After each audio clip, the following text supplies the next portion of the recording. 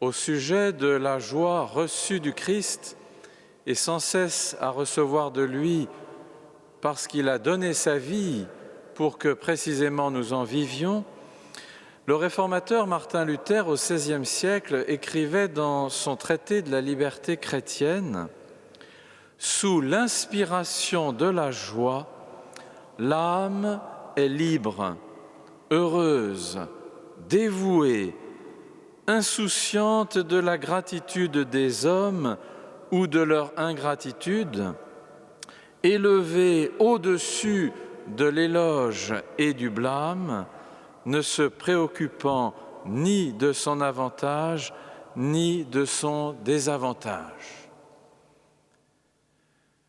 La première figure que nous rencontrons dans le témoignage de l'évangéliste Saint Jean, investi d'une pareille joie, c'est Saint Jean le Baptiste, qui atteste qu'à la voix de l'époux, son ami, la joie qui est au plus intime de lui-même est complète.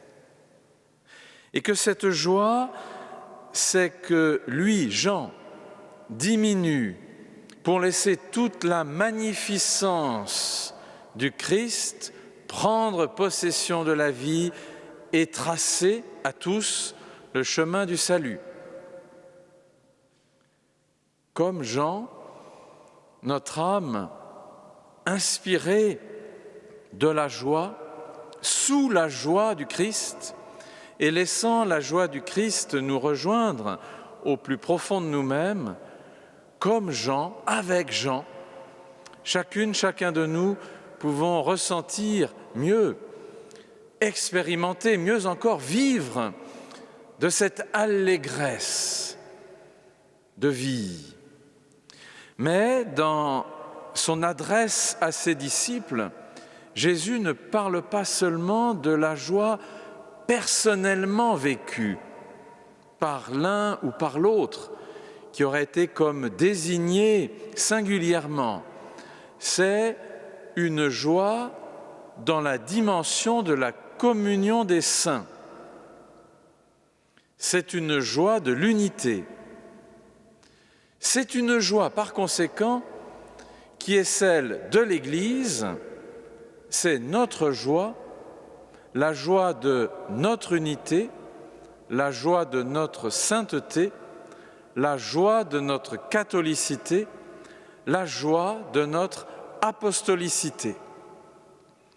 Nous ne pouvons prier pour qu'advienne dans une plénitude de discernement l'unité des chrétiens, comme la réintégration, l'intégration retrouvée de l'unité de l'Église, sans nous réjouir de ce que l'allégresse insufflée de la sorte dans notre élan vers l'unité concerne également notre désir de sainteté, d'élan vers la perfection à laquelle le Père des cieux nous presse par l'Esprit Saint.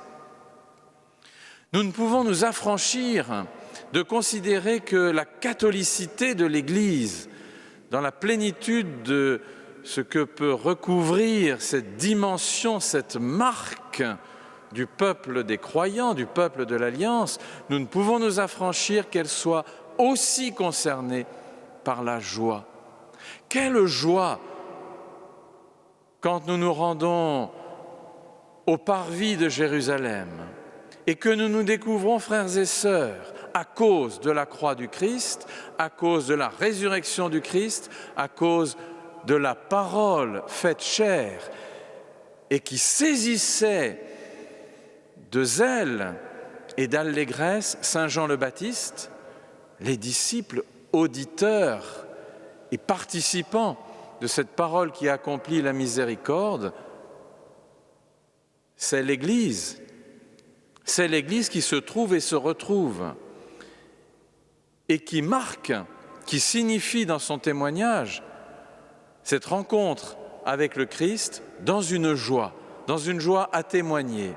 La catholicité, c'est Jésus avec nous jusqu'à la fin des temps et l'envoie jusqu'aux extrémités de la terre pour que tout ce qui est à Dieu soit saisi d'une pareille allégresse de vie.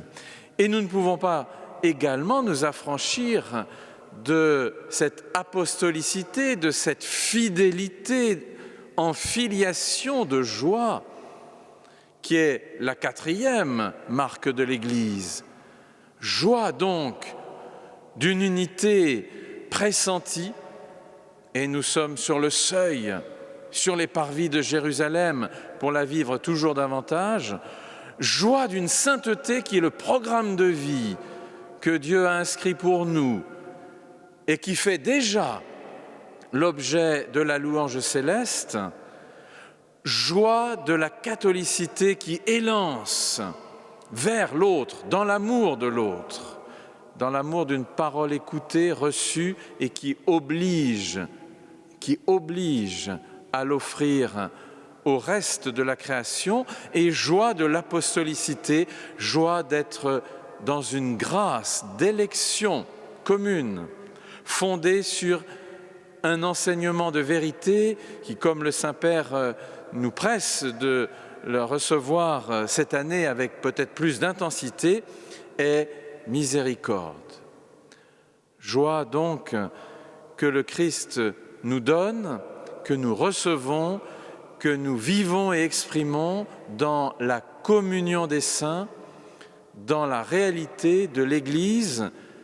Nous y sommes déjà inscrits, mais il nous tarde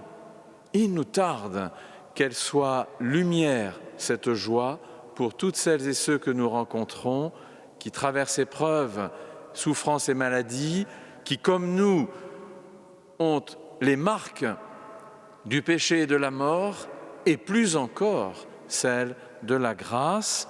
C'est ce qui réjouit le cœur de Dieu, c'est ce qui est contagieux pour que notre joie le soit à son tour envers le monde. Je vous ai dit cela, je vous ai dit l'amour qu'il y a dans le cœur miséricordieux du Père et cette demeure dans laquelle je vous transpose et transporte et transfigure. Je vous ai dit cela, proclame le Christ, afin que ma joie soit en vous et que votre joie, la joie de l'Église, soit parfaite. Qu'il en soit ainsi. Viens, Seigneur, ne tarde pas. Amen.